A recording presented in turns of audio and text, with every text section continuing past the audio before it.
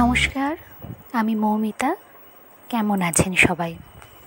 আশা করছি সবাই সুস্থ আছেন। আমরাও ভালো আছি। সকাল সকাল মহাদেবের দর্শন দিয়েই আমার ব্লগটা শুরু করলাম। এখন বাজে সকাল 6টা। আমি পড়াতে বেরিয়েছি। বাইরে এতটাই নিস্তব্ধ, লোকজন কম, যথারীতি সকালবেলা, সেই জন্য বাড়িতে এসেই ঢুকে পড়েছি রান্নাঘরে। আজ করব আলু পটলের তরকারি। আর কি করব সেগুলো আপনাদের সঙ্গে শেয়ার করি। প্রথমেই আলু আর পটলগুলোকে কেটে নেব। আজ একটু ভেবেছি আলু পটলটা পেঁয়াজ রসুন দিয়ে সুন্দর করে কষিয়ে রান্না করব। এই সময় পেঁয়াজ রসুনটা আমার খেতে বেশ ভালোই লাগছে, কিন্তু মাছ মাংসটা খেতে পারছি না। তো সেই জন্য ভেবেছি আজকে একটু পেঁয়াজ রসুন দিয়ে কষিয়ে আলু পটলটা রান্না করব। মেয়েরা যতই কাজ করুক না কেন, তাদের নিজস্ব একটা জায়গা হচ্ছে এই রান্নাঘর। আমার কিন্তু এই রান্নাঘরটা একটা প্রিয় জায়গার মধ্যেই পড়ে, কেননা আমি বরাবরই রান্না করতে ভীষণ ভালোবাসি। ক্লাস 7-এ যখন আমি পড়ি তখন অলরেডি আমি অনেক রকম পদ রান্না করতে পারি। তো সেই জন্য ছোটোবেলা থেকেই রান্নার প্রতি একটা বিশেষ আগ্রহ আমার আছে। সেই জন্য এই রান্নাঘরটা আমার ভীষণ প্রিয়। এত কাজের মধ্যেও আমি কিন্তু রান্না করি, আর রান্না করতে কিন্তু আমার এতটুকু কষ্ট হয় না। ওই যে মানুষের ভালোবাসা থাকলে সেই কাজটা অনেকটাই সহজ হয়ে যায়। কিন্তু আপনি দেখবেন, যদি কোনো কাজ আপনার ভালো না লেগে আপনি করছেন, তাহলে কাজটা অনেকটা বেশি সময় লাগবে আর আপনার করতে মন চাইবে না, ভালোও লাগবে না। সর্ষের তেলে হলুদ ফোড়ন দিয়ে আমি পটলগুলোকে ভালো করে ভেজে নেব। মশলার জন্য আমি নিয়েছি পেঁয়াজ, রসুন, কাটা টমেটো, কাঁচা লঙ্কা আর জিরে দেব। মিক্সিতে পেস্ট করে নেব। পেস্ট করে নিলেই মশলা রেডি। আমাকে এক দিদিভাই জিজ্ঞাসা করেছিলেন যে আমরা সকালে চা খাই কিনা, কেননা আমার ভিডিওতে কোনো দিন সকালে আমি চা দেখাই না, সরাসরি ব্রেকফাস্ট দেখাই। হ্যাঁ, আমরা বাড়ির কেউই সকালে চা খাওয়ার আমাদের অভ্যাস নেই। আমরা চা খাই শুধুমাত্র সন্ধেবেলা একবার। পটলগুলো সুন্দর ভাজা হয়ে গেছে। এবার পটলগুলোকে একটা আলাদা পাত্রে তুলে নেব। নিয়ে এবার যে ভাপানো আলুগুলো আমি রেখেছিলাম সেগুলো এবার ভেজে নেব হলুদ লবণ দিয়ে। আর তার মধ্যে দিয়ে দেব পেঁয়াজ কুচি আর টমেটো কুচি। আলুগুলোকে সুন্দর করে ভাজার পর দিয়ে দেব যে মশলাটা করে রেখেছিলাম সেই মশলাটা দিয়ে এই আলুর সঙ্গে প্রথমে ভালো করে কষিয়ে নেব। তোমাদের সাথে কথা বলতে বলতে আমার রান্নাটা যেন অনেক তাড়াতাড়ি এগিয়ে যায়। সত্যি ভালো লাগে এই যে তোমাদের সঙ্গে কথা বলি। মনে হয় যেন সবাই, তোমরা যারা আমার ভিডিওটা দেখছো, সবাই যেন আমার সামনেই তোমরা থাকো। সত্যি একটা অদ্ভুত আনন্দ, আর একটা নতুন পরিবার গড়ে তোলার যে আনন্দ, সেটা আমরা সব মেয়েরাই জানি যে আমরা কোথাও গেলে সব জায়গাতে নিজেদের পরিবার তৈরি করে নিতে ভীষণ ভালোবাসি। অনেকে আবার বলে থাকেন মেয়েদের নাকি কোনো বাড়ি হয় না, কিন্তু আমি তো বলবো মেয়েরা যদি না থাকতো তাহলে একটা বাড়ির সম্পূর্ণতা কখনোই আসতো না। একটা মেয়ে তার বাপের বাড়িতে যখন থাকে তখন সে লক্ষ্মী, আবার সে যখন শ্বশুর বাড়িতে যায় সেখানেও কিন্তু সে লক্ষ্মী। দুই বাড়ি থেকেই যদি কোনো মেয়ে না থাকে তাহলে বোঝা যায় যে বাড়িটার অবস্থাটা কেমন হয়।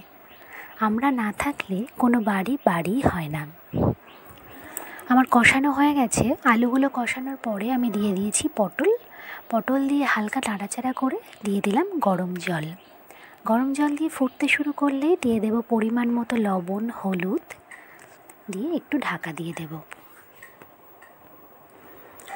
আজকাল মনের মধ্যে একটা অদ্ভুত ভাবনা আসে।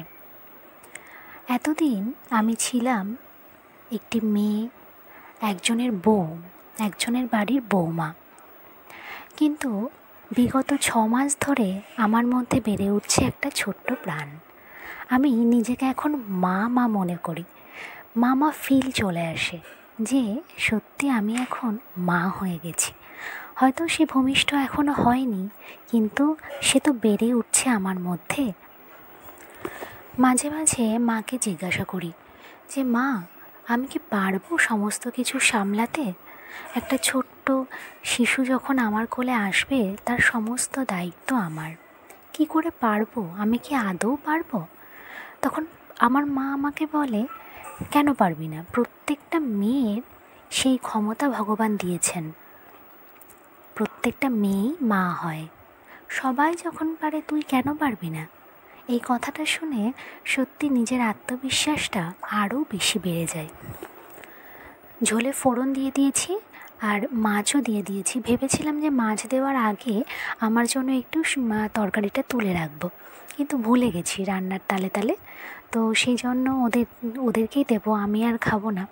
অন্যদিন আবার পেঁয়াজ রসুন দিয়ে এরকম করে তরকারি করে আমি আবার একটু টেস্ট করব। ঝোলটা একদম রেডি হয়ে গেছে।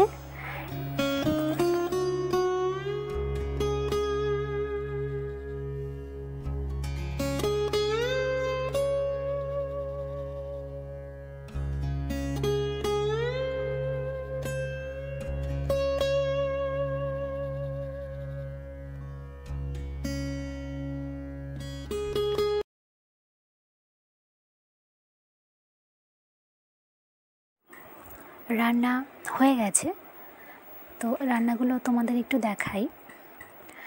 এই যে মাছের ঝোল করেছি আমি, আর শাক ভাজা করেছিলাম, আর মা করেছিল কচুরমুখী দিয়ে পুঁই শাকের ডাঁটা দিয়ে বড়া দিয়ে তরকারি। ওর টিফিনটা গোছাতে এসেছি, ওর টিফিনটা রেডি করে ওকে খেতে দিয়ে তারপর আমি যাব স্নান করতে। ওকে টিফিনে দেবো শাক ভাজা, আর মা যে তরকারিটা করেছিল নিরামিষ তরকারি, তো সেই তরকারিটাই দেবো। দুটো বড়া দেবো, দুটো ডাঁটা আর কয়েকটা কচুরমুখী। ভাতের উপরে তো সেই জন্য আর বেশি ঝোল দেবো না। ওকে আলাদা বাটি দিতে চাই, কিন্তু টিফিন বক্স আলাদা দেবে না, ওই একটার মধ্যেই এরকম করে দিতে হবে। আর যে কোনো একরকম আলাদা একটা টিফিন বক্সে ও নেবে। আমি এখন মাছের ঝোলটা আলাদা দিতে হবে, সেইভাবে এভাবেই দিচ্ছি আলাদা করে। ওটা অভ্যাস হয়ে গেছে, আর ওটাই নাকি দিলে হয় না, সুবিধা হয়। জন্য ও কেন খাবে না বলুন, সেই জন্য মাঝে মধ্যে করে দিই। খুব যে বেশি মাছ মাংস করি তাও নয়, ওই মোটামুটি 3-4 দিন অন্তর অন্তর হয়তো একটু করে দিলাম। আর আমার থালাটা রেডি করে নিয়েছি। আমি শাক ভাজা নিয়েছি, আর মা যে নিরামিষ তরকারিটা করেছিল সেটা নিয়েছি। এটা দিয়েই খেয়ে নেব। এবার একটু বেরিয়েছি বিকালবেলা ঠিক নয়, ও বাড়িতে এলো, তারপর একটু বেরিয়েছি। মোটামুটি ওই 4টে নাগাদ বেরিয়েছিলাম। তখন রোদ ছিল। একটা গিফট কেনার জন্য, আমার এক স্টুডেন্টের বার্থডে, সেই জন্য একটা গিফট কেনার জন্য বাজারে যাওয়া।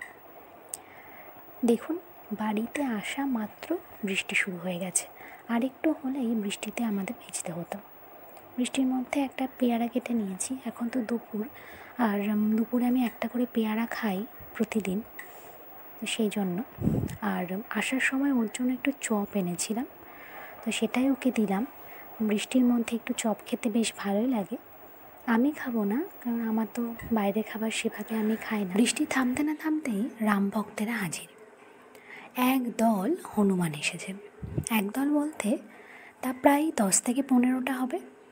আসলে এদের খাবারের অভাব, তো সেজন্য দল বেঁধে এদিকে ওদিকে ওরা ঘুরে বেড়ায়।